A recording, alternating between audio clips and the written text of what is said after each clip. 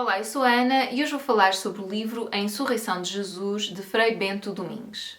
Este é o livro, é uma edição da Círculo de Leitores, Temas e Debates e é de 2014. Frei Bento Domingues escreve semanalmente para o público há uma série de anos, eu não sei quantos, sinceramente, e aqui está a reunião de uma série dessas crónicas que ele tem escrito ao longo do tempo. A organização das crónicas foi feita por António Marujo e Maria Julieta Mendes Dias. Vou ler então aqui só a biografia do Frei Bento Domingues, está aqui uma fotografia do senhor, ele já tem 86 anos. Nascido em Travassos, Terras de Boro, em 1934, Basílio de Jesus Gonçalves Domingues tomou, em 1953, o nome de Bento, quando entrou para a Ordem dos Pregadores, OP, que são estas siglas que aparecem aqui na capa, ou Frades Dominicanos. Estudou filosofia em Fátima e teologia em Salamanca, Toulouse e Roma. O modo como exerceu o cargo de assistente da juventude da Igreja de Cristo Rei no Porto, entre 1962 a 63, forçou-o ao exílio. Portanto, nós nessa altura vivíamos em ditadura em Portugal. Em 1965, voltou a Portugal para lecionar em Fátima, Lisboa e Porto, em escolas católicas e laicas. Nos anos finais do regime ditatorial, participara, entretanto, na Comissão Nacional de Socorro aos Presos Políticos. A partir da década de 1980, lecionou também em Angola, no Peru, Chile e Colômbia. Entre 1998 e 2001, dirigiu a organização e instalação do curso de Ciência das Religiões na Universidade Lusófona. No Centro de Reflexão Cristã de Lisboa, dirigiu os Cadernos de Estudos Africanos.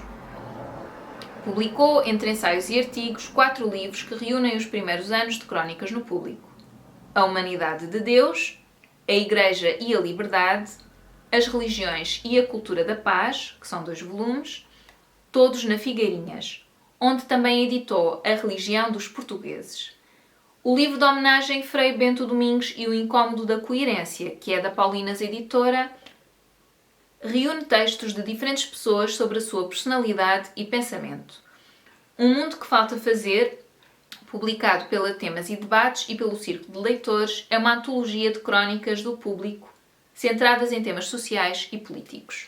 Aqui, logo na apresentação, António Marujo e Maria Julieta Mendes Dias falam sobre os critérios que usaram para organizar as crónicas da forma que organizaram. E eu vou ler aqui só estes 2 primeiros parágrafos, em que eles falam um pouco de como foi esse processo, ou de como é que eles decidiram organizar, se bem que a apresentação depois é um texto um pouco mais longo. Pode não ser fácil organizar as crónicas de Frei Bento Domingues. Muitas delas cruzam vários temas, num caleidoscópio aparentemente disperso. Mas é evidente que há um núcleo em todas elas, refletindo a profunda convicção do autor, a pessoa de Jesus Cristo, cuja originalidade consiste em estar ligado a um Deus que tem, em seu coração, todos os seres humanos e que pode ser encontrado ou esquecido de 1000 maneiras, como Frei Bento escrevia no texto de 1 de outubro de 2006. Mesmo quando fala da Igreja ou da política, da espiritualidade ou das outras religiões, da economia ou do ateísmo, é a pessoa de Jesus que Bento Domingues coloca no âmago da sua reflexão. Um Jesus cuja vida e palavra têm as outras pessoas no centro e cujo único poder é o de perdoar os próprios inimigos, desejar vida àqueles mesmos que o excluíam da vida. E depois continua por aqui afora. O livro depois está dividido então por vários capítulos em que eles reúnem as crónicas que eles acham que estão sob este chapéu do tema que dá título ao capítulo. E então estão aqui...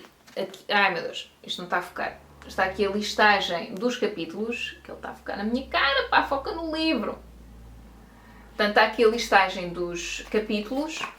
Capítulo 1, um Deus universal, um Deus dos excluídos. Capítulo 2, o que podemos saber ao certo sobre Jesus. 3, um Deus que nasce por causa da alegria. 4, uma cruz para dar sentido à história. 5, a ressurreição é uma insurreição. 6, a essência do cristianismo. 7, o que fizeste do teu irmão, entre aspas. 8, um mundo às avessas. E 9, Deus tem nomes plurais. Depois, abreviaturas e siglas e um índice onomástico que eu fiquei a saber porque eu não sabia o que queria dizer onomástico. que é relativo aos nomes próprios. Portanto, se uma pessoa quiser ir ver uma personalidade, seja histórica, seja um político, um artista, um padre, enfim, para ver se está em alguma das crónicas, pode ir diretamente ao índice onomástico. Depois, cada crónica tem o título, as crónicas são bastante pequenas, por norma têm 3, no máximo 4 páginas cada uma, e tem, para além do título, depois a data em que foi escrita a crónica. Cada crónica também tem várias referências bibliográficas, portanto, no final de cada capítulo há uma lista dessas notas, para onde remete a nota, melhor dizendo, que livro é que é, ou artigo, etc. Eu devo dizer que comprei vários livros graças a este livro, muitos deles que quero ler. Aliás, um deles até comecei a ler esta semana, depois de terminar aqui a Insurreição de Jesus. Já agora posso-vos mostrar, está aqui porque eu estou a lê-lo todos os dias também, a ver se é um bocadinho mais rápido, que é um livro, O Livro Aberto, de Frederico Lourenço. Aqui uma pessoa que, eu não sei se ele é ateu ou se é agnóstico, eu acho que ele se qualifica como agnóstico, se não me engano. Portanto, Frei Bento Domingos não tem problemas nenhuns em referir pessoas que não acreditam em Deus, ateus, etc. Era uma ideia que eu já tinha. Portanto, eu não sei se foi por ter lido artigos sobre ele ou por ter lido artigos dele, mas eu já tinha a ideia que era uma pessoa muito inclusiva, muito à frente do seu tempo, muito refrescante, assim um bocado à semelhança de Anselmo Borges, que são aqueles padres que, estando dentro da instituição, são muito críticos da instituição. E são, sobretudo, muito inclusivos. Das mulheres, pronto, que é logo aquela coisa que me chama logo muito a atenção, se calhar porque eu sou uma mulher e porque a mulher está completamente fora, não é? Eu acho que a Igreja Católica é um clube de homens, não é? Um clube masculino, já disse isso várias vezes e é o que eu acho. Depois vêm dizer, mas a mulher também tem um papel importante. Sim, está bem, mas não toma decisões, não é? Não toma decisões e não é só essa questão de não tomar decisões, não é? Não pode ser uma padre. É que nem há palavra, nós não temos palavra no feminino para padre. Se diz muito, não é? Bom, e então eu já tinha esta ideia e não desiludiu.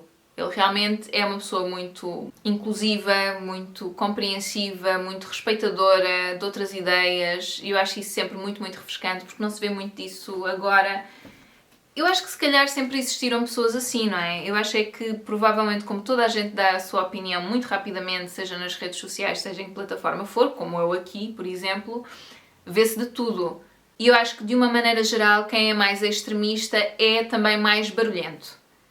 Acaba por fazer mais barulho do que o bom senso ou a moderação. Pronto, então há esta ideia de que há muito barulho, é tudo muito negativo. Eu não sei se será tanto assim, mas é o que faz mais barulho e é o que é mais visível e também porque é o que é mais mediatizado. Nós estamos num sistema, eu acho, que favorece quem tem visões totalitárias e extremistas e que vão completamente contra os direitos humanos também. Enfim, mas aqui já me estou a perder um pouco. Cada crónica refere-se muitas vezes a acontecimentos, sejam políticos, sociais, culturais, religiosos, científicos, portanto, os temas abordados são inúmeros. Muitas destas crónicas têm mais de 20 anos. Ele faz sempre o cruzamento para algum episódio bíblico, ou seja com Jesus Cristo, seja ou sem ser com Jesus Cristo, assim presente tão factualmente. Penso que nem todas são exatamente sobre ele ou falam dele, mas falam de religião, isso sem dúvida. É um bocadinho desmotivante ver que muitas das questões que são levantadas em crónicas que foram escritas, algumas delas há mais de 20 anos, ainda hoje persistem. Pronto, várias temáticas, várias questões políticas que ainda perpassam, abusos de poder, etc. Desigualdades sociais, desigualdades económicas, o papel da mulher na igreja e noutros campos também da vida, ou seja, isso é um pouco desmotivante, mas não deixa de ser refrescante ser um padre a levantar estas questões. E um padre que tem bastante visibilidade porque tinha e tem, não é? Essa crónica que sai num jornal de bastante tiragem cá em Portugal, tanto quanto eu sei. O formato em crónica parece-me um bom formato. Os textos do Frei Bento Domingos são por vezes bastante densos. Ele, por fazer essas referências a outros pensadores e a outros textos, mesmo bíblicos ou não bíblicos, às vezes torna a leitura das crónicas um bocadinho difícil. Eu achei, pronto, mas isso terá a ver também com as minhas limitações culturais, não é? E de conhecimento político, religioso, económico e tal. eu não posso dizer que não houve nenhuma crónica que eu tenha lido e que tenha pensado, não percebi nada. Eu retirei sempre alguma coisa das crónicas e devo dizer que foi também uma questão de habituação. Quando eu comecei nas primeiras crónicas, e eu acho que foi também por isso que me demorou tanto tempo a ler este livro, era muito difícil perceber. A forma como o Frei Bento Domingos escreve é por vezes um pouco tortuosa para mim. E eu não estava a conseguir, estava a ser muito difícil perceber o texto na sua totalidade. Mas o facto de retirar sempre alguma coisa, de haver sempre alguma coisa que eu conseguia perceber e que me surpreendia, em que eu ainda não tinha pensado, motivou-me para continuar a ler o livro, não é? E eu digo-vos uma coisa, eu ler um livro durante um ano e não me esquecer que ele está ali e ir lá de vez em quando, no meu caso é extraordinário, porque eu não sou muito dada a essas coisas, eu sou mais impulsiva a ler, quero ler logo tudo de uma vez, o mais rapidamente possível, etc. Depois se ponho outros livros à frente, posso eventualmente esquecer-me daquele, e com este isso não aconteceu. Houve pausas mais longas, mas esteve sempre muito presente. E eu, ok, hoje vou ler uma crónica. E é isso, é porque depois abria sempre alguma janela nova na minha mente. Algo que eu achei que também aparecia em várias crónicas ao longo do tempo é a comparação que ele faz entre a vida de Jesus Cristo e aquilo que ele proclamava e a vida da Igreja, e sobretudo da Igreja Católica, e aquilo que professa e a forma como se comporta no nosso mundo de hoje. E diga-se de passagem que a Igreja Católica não sai assim muito bem desta análise que ele faz. Pronto. Eu acho que realmente se Jesus Cristo viesse ao mundo agora, e se nós pensarmos que ele era contra o sistema na altura em que viveu, eu acho que ele agora seria ainda mais contra o sistema, neste momento, sim, contra várias coisas. Sem dúvida, e sobretudo contra a instituição grande e bastante ostensiva. Assim, um pouco ostensiva, fui confirmar. É claro que as generalizações são sempre injustas, e eu tenho a certeza que, como o Frei Bento Domingos e como o Padre Anselmo Borges, existem muitos mais padres que querem alguma alteração, alguma evolução na Igreja Católica, claro que sim. Mas eu acho que, como instituição, isso não é desejável. Portanto, acho que há aqui uma promiscuidade muito grande entre o poder e a religião. Mas isso é a minha perspectiva pessoal. Eu assinalei no livro várias páginas, algumas delas ainda muito no início, tem muitos sublinhados, só que se eu começo a ler isto, a gente nunca mais sai daqui, não é? Portanto, eu vou só referenciar-me a algumas das crónicas que me chamaram mais a atenção nestas últimas semanas, quando eu voltei ou retomei a leitura das crónicas, que é para este vídeo não ficar gigantesco, pronto, mas já sabem que há muito, muito mais, e mesmo estas crónicas de que eu vou falar de uma parte dessas crónicas, não vou falar de tudo. Então vai ficar sempre muito, muito aquém do que é este livro e da quantidade de ideias e de propostas de reflexão, etc., existem aqui. Então eu vou começar aqui por uma citação. Isto vão ser tudo citações do Frei Bento Domingos, não é? Algumas não, mas são citações que ele faz nos seus artigos de outras pessoas, e eu isso assinalarei. Pronto, que é aqui na página 441, no capítulo Um Mundo às Avessas, que é o penúltimo capítulo, em que ele diz assim, é o terceiro ponto, porque ele também faz outra coisa muito engraçada, que é dividir por pontos. Cada crónica tens tipo... Deixa eu ver se eu consigo mostrar aqui. Tens ponto 1, e ele discorre. Já rasguei aqui um bocadinho a página. Depois, ponto 2, está aqui. Oi. Depois aqui o ponto 2 e depois termina com o ponto 3. E ele faz isto muitas vezes. Às vezes tem 4 pontos, mas normalmente as crónicas estão divididas em 3 pontos. Outras não têm pontos nenhuns, mas a maioria, eu acho que posso dizer que a maioria está dividida em 3 pontos. O que também facilita a leitura da crónica, porque é isso, as crónicas são um pouco densas, eu acho. Então, ele diz aqui: chegados a este ponto, fica claro que nenhuma teocracia se pode reclamar de Jesus, nem ele propôs qualquer modelo económico, político, cultural ou religioso. Não por indiferença, mas porque pertence aos seres humanos dos diferentes povos e culturas elaborá-los. Fica, porém, um critério e um fermento. Só vale do ponto de vista humano aquilo que se fizer para serviço de todos, não para dominação de uns pelos outros, sabendo que cada um se considera demasiado grande para ser apenas um bom irmão. Chegamos aqui ao essencial. Jesus, a partir de uma experiência divina, vinha revelar que todos os seres humanos estão inscritos no coração de Deus e que a tarefa de cada um é inscrever os outros, mesmo os inimigos, no seu próprio coração. Neste reino não há excluídos. Quando fez esta revelação, narrada por São Lucas, capítulo 10, versículos 17 a 22, o próprio Jesus se comoveu e exultou de alegria sob a ação do Espírito Santo. Era a primeira vez na história humana que se ouviam estas palavras. Pronto. Para mim, isto resume bastante aquilo que eu acho que devia ser, que não é? Mas que eu acho que devia ser o papel das religiões no mundo. Pronto, aqui, claro, nós estamos centrados na religião católica ou na religião cristã, mas eu penso que é algo que se pode transferir para todas as outras religiões, cada uma com as suas crenças. E, enfim, e vai muito de encontro àquilo em que eu acredito, que é que todos somos válidos, com todas as nossas diferenças e todas as nossas características, mas também, e isto já é um extravasamento que eu faço, esta palavra existe, já estou a extravasar aqui agora, é que cada religião é válida, mesmo a não religião. Eu acho que tem muito mais a ver com o ser humano que tu és do que propriamente se segues uma religião ou não. Eu nasci na Igreja Católica, eu acredito, mas sou eu. É uma coisa individual, que existe também em comunidade, e quando a comunidade está em sintonia e está reunida para o bem, é ótimo.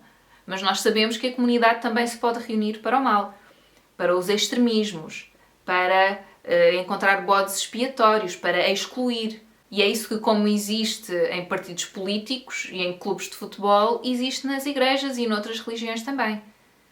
São essas exclusões que me entristecem. Eu acho que poderia existir uma religião para todos, com depois cada um com as suas características particulares, do sítio onde surgiu, das características culturais, etc. Mas enfim, eu percebo que é um ponto de vista que pode ser um bocadinho controverso, mas é o meu ponto de vista. Pronto. Que tem muito mais a ver com a inclusão do que com a exclusão, que é o que eu vejo mais, honestamente. De uma maneira geral, vá. Depois aqui no capítulo Deus tem nomes plurais, que já é o último capítulo, ele fala, aqui a dada altura, de outras duas religiões, lá está, fala do budismo, fala do islamismo. Aqui, quando fala do islamismo, ele refere-se a um episódio que aconteceu em França, e eu aqui vou relatar. Eu escolhi, entre o budismo e o islamismo, falar sobre o islamismo, porque eu acho que nós temos mais preconceitos e temos tendência para estereotipar mais esta religião do que as outras religiões. E ele refere-se aqui num livro que foi lançado por um escritor francês, Michel Houellebecq. Ah, que engraçado! Eu falei sobre este escritor porque eu acabei de gravar o vídeo que já deve ter publicado. Acho que ia publicar primeiro, que é este aqui. E ele fala aqui do Michel Houellebecq. Ah, exatamente, sim, que é um vivíssimo diálogo, que é o livro Ennemi Public, de 2008. Ok, bom, me parecia que este nome não me era estranho. Então, aqui, Frei Bento Domingos, vamos voltar aqui a este livro, fala sobre um livro de Michel Houellebecq, um romance publicado em outubro de 2001, plataforma, pronto, e em que acho que faz uma representação da comunidade islâmica bastante negativa, mas o Frei Bento Domingos até nem é tanto com isso que ele se chateia, porque, enfim, é um livro, é ficção, o escritor tem o direito de escrever aquilo que ele quiser, de contar a história que ele quer, da forma como quer. Bom, mas depois ele diz aqui a dada altura, numa entrevista, porém, Michel Houellebecq classificou o Islão, a segunda religião em França, portanto isto é um escritor francês, como a mais estúpida das religiões. No contexto atual da imigração, do terrorismo, do imaginário que circula em torno do mundo islâmico, declarações destas servem apenas para desatar as reações mais primárias. E isto serve então, porque é o ponto 1 aqui deste texto, serve então de mote para o resto desta crónica. Entretanto, o escritor, acho que tentaram colocar-lhe um processo em cima, etc, etc. Veio um historiador, islamólogo e cofundador da Universidade de Tunis chamado Mohamed Talbi dizer que veio em defesa do Michel Houellebecq, portanto penso eu a dizer, opá, ele tem o direito de dizer o que quiser, mesmo que a gente não concorde, em que ele diz, e isto depois aqui é o Frei Bento Domingos a citar o Mohamed Talbi, Luto desde há anos na Tunísia árabe-muçulmana da forma mais geral contra a opressão do pensamento. A sua liberdade de ver no Islão a religião mais estúpida é também a minha, enquanto muçulmano profundamente crente e praticante, de ver nele uma religião de paz e amor autenticamente divina, sem, no entanto, me colocar entre os cretinos que, a seus olhos, como ateu convencido e confirmado, são todos os crentes. Eu nunca o trataria de cretino.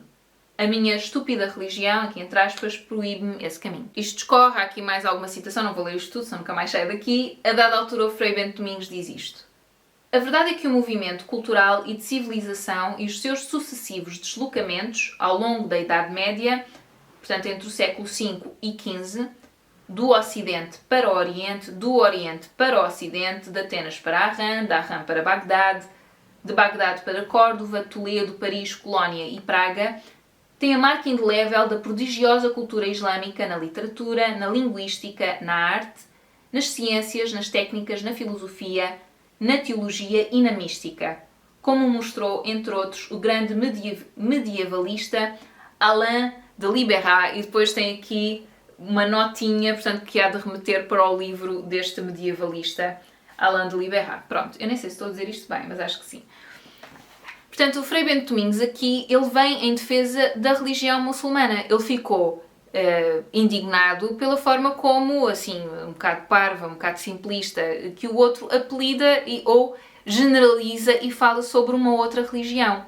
Numa altura em que, enfim, os ânimos estão muito acicatados contra o islamismo e contra os muçulmanos.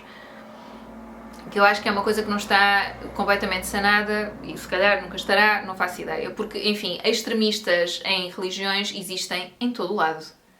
Em todas as religiões existem extremistas, acho eu. Acho que posso dizer isto.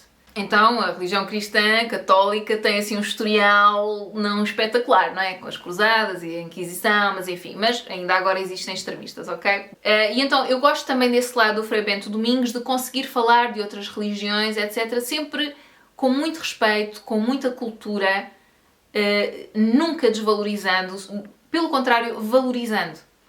Ok? E eu admiro isso e acho isso louvável. Há uma citação de Camus também, que eu na altura até publiquei no meu Instagram, porque achei-a muito bonita, que está aqui na página 459. E então é na crónica Globalização e Novo Concílio de 2002, em que diz assim: em 1948, numa conferência pronunciada no convento dos dominicanos de La Tour-Maubourg, em Paris, Albert Camus começou por dizer, e aqui começa a citação: não procurarei modificar nada do que penso, nem do que vós pensais, pelo menos tanto quanto posso julgar, para obter uma conciliação que nos fosse agradável a todos. O que vos quero dizer hoje é isto: o mundo precisa de verdadeiro diálogo. O contrário do diálogo tanto é a mentira como o silêncio.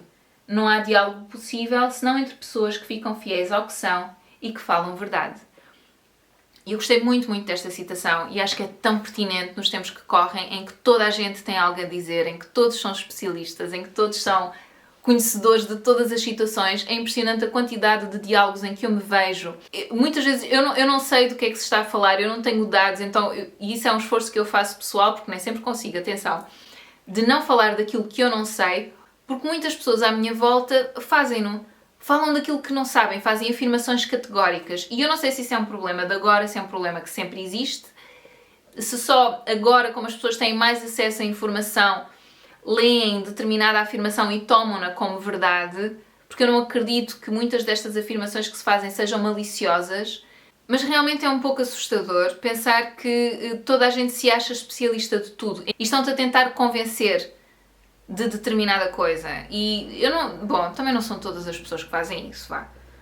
Mas enfim, aquilo que eu retirei deste texto de Camus é que o objetivo não é tanto convencer-te de alguma coisa, é mais ouvir o teu ponto de vista e percebê-lo só numa de curiosidade, só numa de compreensão, de tentativa de compreensão, de entendimento, mas não tanto para concordarem sobre determinados assuntos. E eu acho isso muito mais interessante e acho uma postura que é muito difícil de ter. Eu conheço muito poucas pessoas, eu não sou uma delas, que conseguem ouvir e que têm genuína curiosidade em ouvir a opinião do outro e a história que o outro está a contar. E o ponto de vista do outro, mesmo que seja diferente. Agora, é claro que há determinadas posturas que eu dificilmente irei ouvir com calma, não é? Se for uma postura xenófoba, racista, homofóbica, machista, eu dificilmente conseguirei ouvir muito calada, muito compreensivamente esse ponto de vista. Mas talvez seja o mais desejável, até para contra-argumentar com calma e para tentar ter uma conversa, porque eu não acho genuinamente que toda a gente que tem essas posturas que eu acabei de dizer, xenófobas, racistas, machistas, etc., sejam todas pessoas horríveis. Eu acho que algumas são ignorantes, tiveram percursos de vidas muito dolorosos e precisam de bodes expiatórios. É claro que nós não somos psicólogos, ou alguns de nós somos, não é? Mas nem todos somos, não temos que compreender tudo e que aceitar tudo, porque a coitada sofreu muito, então tem toda a razão para estar a fazer isto e dizer este tipo de coisas e incitar à violência. Mas se calhar não perderíamos muito só em ouvir e contra-argumentar. Portanto, que é um exercício que para mim, pessoalmente, é bastante difícil. Mas foi isso que eu li desta pequenina citação do Camus. Que eu suponho que fosse ateu, não sei se era ateu, na verdade não sei, ateu ou agnóstico. Enfim, não vejo se já não sei, na verdade não sei.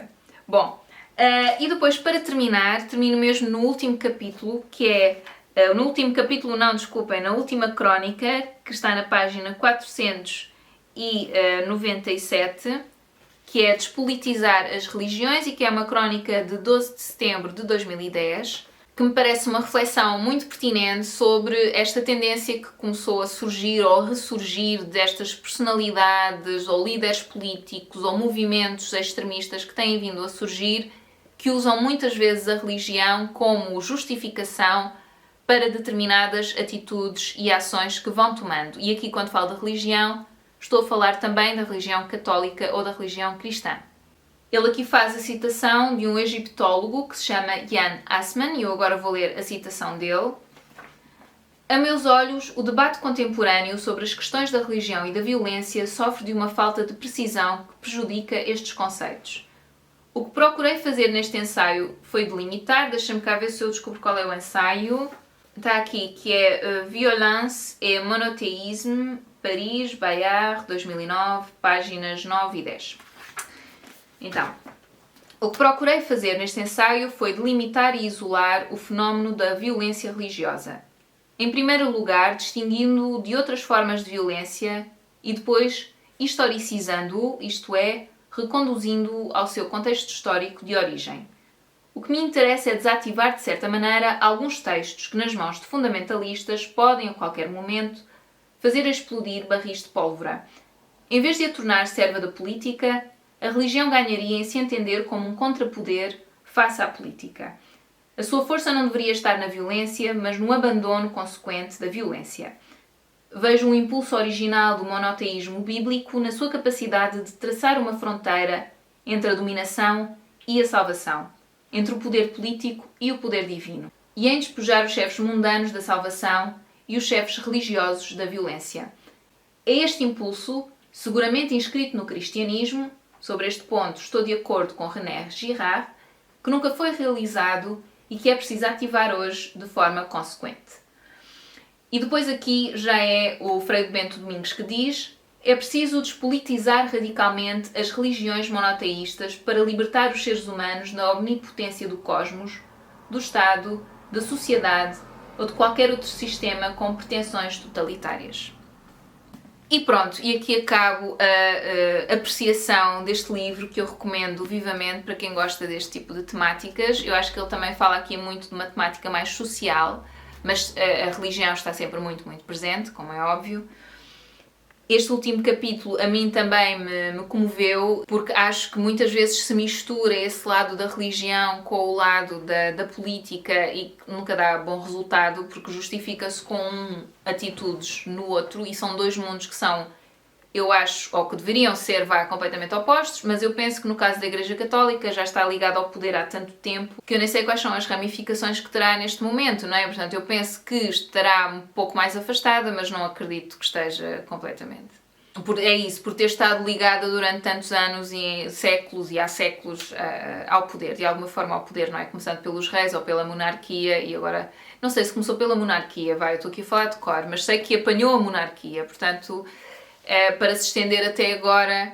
Acho difícil que não tenha essas ligações neste momento também, e em alguns casos acho que é bastante visível que tem, não é? Por exemplo, a instrumentalização de algumas igrejas, ou que algumas igrejas evangélicas fazem nos Estados Unidos para justificar determinados comportamentos e determinadas ações do presidente Trump, que parece-me, no meu entender, que é muito óbvio que vai completamente contra tudo o que Jesus Cristo quereria, enfim, a palavra que quereria espalhar, e mesmo aquele episódio em que ele diz a César o que é de César, em que Jesus Cristo diz a César o que é de César, em que ele marca essa diferença muito grande entre o que é da política e o que é do reino divino, que é o dele, ou, enfim, desse lado mais espiritual. Eu acho que é muito óbvio que ele não quer cá misturas, pronto, mas, enfim, eu acho que o poder corrompe. E eu acho que, não sei, eu nem quero pensar muito nisso, mas às vezes eu penso, se eu tivesse muito poder, que tipo de pessoa é que eu era? Porque eu acho que haveriam... Eu espero que não, eu quero pensar que fui bem educada e que tenho todas as ferramentas para não me deixar levar por isso, mas será que eu resistiria? Não é? Por isso é que acho que realmente alguns mundos não se deviam cruzar. Porque depois o interesse começa a ser outro e os objetivos começam a ser outros completamente diferentes, não é?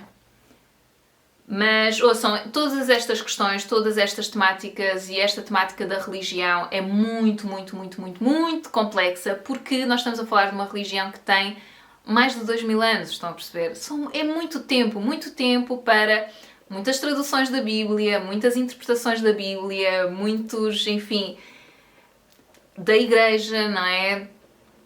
Muitas alterações dentro da Igreja, muitas atitudes, ações, etc, etc. Eu aqui estou a falar da Igreja Católica, mas falo de outras religiões também que já existem há milénios, ok? Não é só a judaica, não é a islâmica, e outras com certeza também. Estas serão, acho que se dizem que são as religiões abrâmicas, não é? Mas, enfim, eu às vezes até tenho receio de falar destes assuntos, tenho receio de dizer disparates, e de certeza que disse uma data deles neste vídeo, só neste vídeo, porque quanto mais eu leio sobre o assunto, mais percebo que é um tema muito complexo. Tem muitos estudiosos, tem estudiosos que concordam, outros que discordam, tem todo um universo à parte, um vocabulário à parte, então... É muito complexo, mas ao mesmo tempo é fascinante, e por isso é que eu vou lendo, sobretudo, estes autores que fazem um esforço para serem compreendidos. Também, que eu acho que é o caso aqui do Frei Bento Domingos, em que ele fala de questões que são atuais, que são questões que estão a acontecer connosco agora. Ele remete sempre e faz essa ligação com o mundo divino e religioso, mas sempre de uma forma muito inclusiva, muito aberta e muito livre. Eu acho. E acho que vai mais de acordo com o ensinamento de Jesus Cristo. É claro que estamos a falar de um homem na mesma, falível, mas acho que vai mais de acordo àquilo que eu vejo como a mensagem, a verdadeira mensagem, seja ela qual for, de Jesus Cristo. Enfim, pronto.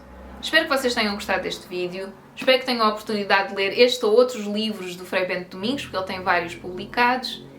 E também há várias conferências no YouTube, também, se o quiserem ouvir. E é isso, espero que tenham gostado desta apreciação. Outras ideias, outros comentários deixem lá em baixo. Espero que vocês estejam bem e até à próxima. Tchau, tchau.